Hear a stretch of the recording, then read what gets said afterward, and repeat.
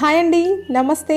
నేను మీ Radhika. Welcome back to Radhika's kitchen and ideas. ఈరోజు వీడియోలో మడత కాజా. ఇది ఇష్టపడని వాళ్ళంటూ ఎవ్వరూ ఉండరు కదండి.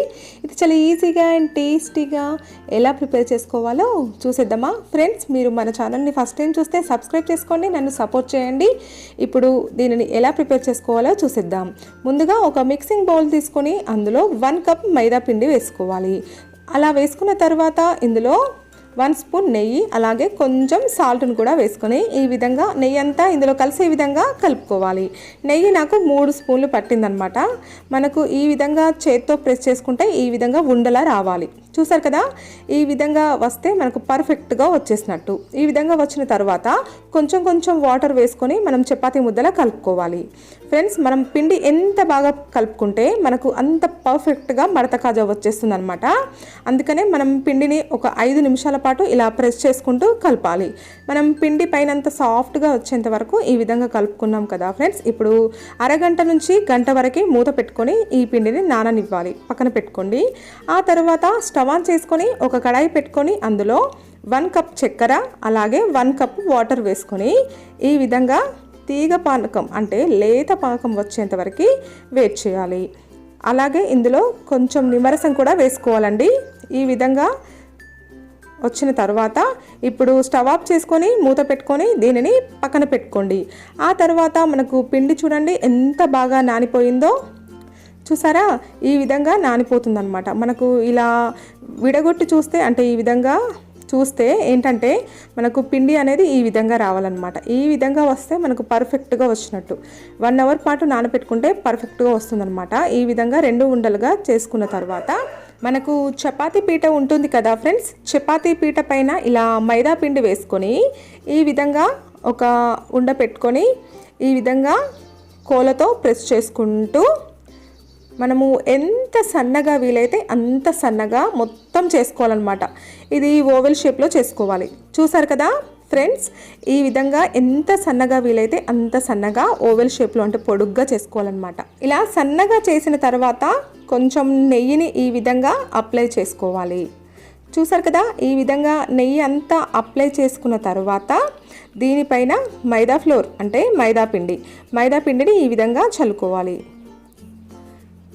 ఈ విధంగా మైదా పిండి చల్లుకున్న తర్వాత ఈ విధంగా మర్చుకోవాలి. చూసారు కదా ఫ్రెండ్స్, మనము ఇంట్లోనే ఈజీగా ఈ ప్రాసెస్ని చేయొచ్చు. ఎవరైనా చేయొచ్చండి. ఈ విధంగా కోలతో మళ్ళీ ప్రెస్ చేసుకొని చూడండి ఫ్రెండ్స్ ఎంత సన్నగా వచ్చేసిందో. ఇలా చేసుకోవాలన్నమాట. ఇలా చేసిన తర్వాత నెయ్యి వేసుకొని ఈ విధంగా దీనికంతా ఈ విధంగా అప్లై చేసుకోవాలి. ఇక్కడ కావాలంటే డాల్డా కూడా యూజ్ చేయొచ్చండి. ఆ తర్వాత మైదా పిండి వేసుకొని దీనిని ఒక ప్లేట్లోకి తీసుకొని పక్కన పెట్టుకోండి. అలాగే ఇంకొకటి కూడా ఉంది కదా ఫ్రెండ్స్, ఇంకొక పిండి ముద్దను కూడా ఈ విధంగా పెట్టేసుకొని మైదా పిండి చల్లుకుంటూ ఎంత వీలైతే అంత సన్నగా ఓవెల్ షేప్లోనే చేసుకోవాలి. చూసారు కదా, ఈ విధంగా చేసిన తర్వాత దీనికి కూడా నెయ్యిని ఈ విధంగా వేసుకొని చేత్తో ఈ విధంగా అప్లై చేసుకోండి. ఆ తర్వాత మైదా పిండిని కూడా పెట్టేసుకొని ఈ విధంగా మర్చుకోవడమే.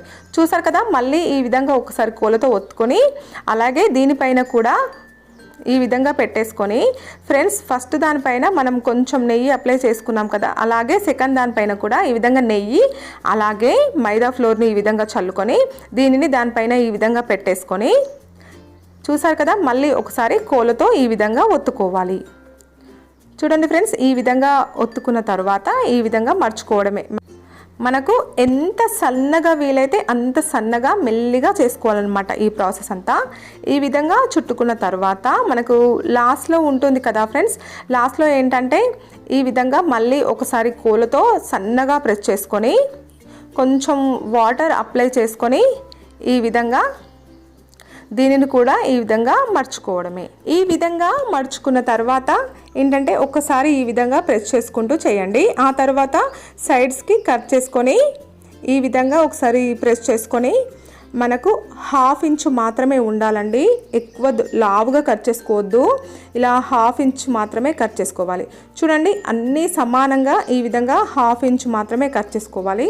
ఇలా చేస్తే ఏంటంటే మనకు డీప్ ఫ్రై అనేది కరెక్ట్గా అయ్యి మనకు పాకానికి కూడా పర్ఫెక్ట్గా సరిపోతాయి అన్నమాట. ఈ విధంగా అన్నింటినీ చేసుకున్న తర్వాత చూడండి ఎంత పర్ఫెక్ట్గా వచ్చేసాయో. ఈ విధంగా తీసుకొని ఒకసారి వేలుతో ఒత్తుకొని ఇలా చపాతీ చేసే కర్రతో ఈ విధంగా ఒకసారి ప్రెస్ చేసుకుంటే సరిపోతుంది ఫ్రెండ్స్. మరి గట్టిగా ప్రెస్ చేసుకోవద్దు, ఈ విధంగా ఒకసారి అనుకొని ఈ విధంగా చేయండి సరిపోతుంది. ఈ విధంగా అన్నింటినీ చేసిన తర్వాత స్టవ్ ఆన్ చేసుకొని డీప్ ఫ్రైకి సరిపడా ఆయిల్ పెట్టుకోండి. ఆయిల్ మీడియం హీట్లో ఉన్నప్పుడు వీటిని వేసుకోవాలి. ఎక్కువ హై ఫ్లేమ్లో ఉందనుకోండి, మంట ఎక్కువగా పెట్టుకొని ఆయిల్ ఎక్కువగా వేడైంది అనుకోండి, ఏంటంటే మనకి ఇవి పైననే వేగిపోయి లోపల వేగకుండా ఉండిపోతాయి అన్నమాట. అందుకనే మనం ఆయిల్ అనేది తక్కువ హీట్లో ఉన్నప్పుడే వీటిని వేసుకోవాల్సి ఉంటుంది.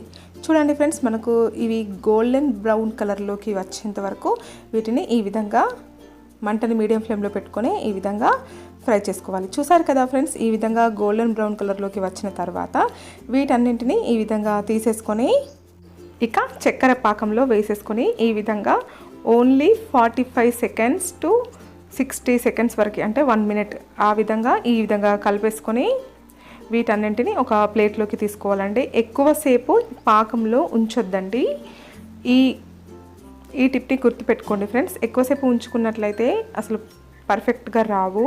అందుకని మనం ఏంటంటే అలా 50 సెకండ్స్ వరకు ఈ విధంగా కలుపుకొని ఈ విధంగా ఒక ప్లేట్లోకి తీసుకోవడమే. మీకు ఈ వీడియోకు సంబంధించి ఎలాంటి డౌట్ ఉన్నా నాకు కామెంట్ రూపంలో తెలియజేయండి, నేను తప్పకుండా రిప్లై ఇస్తాను. మీకు ఈ వీడియో కనుక నచ్చితే లైక్ చేయండి, మీ ఫ్రెండ్స్ అందరికీ షేర్ చేయండి.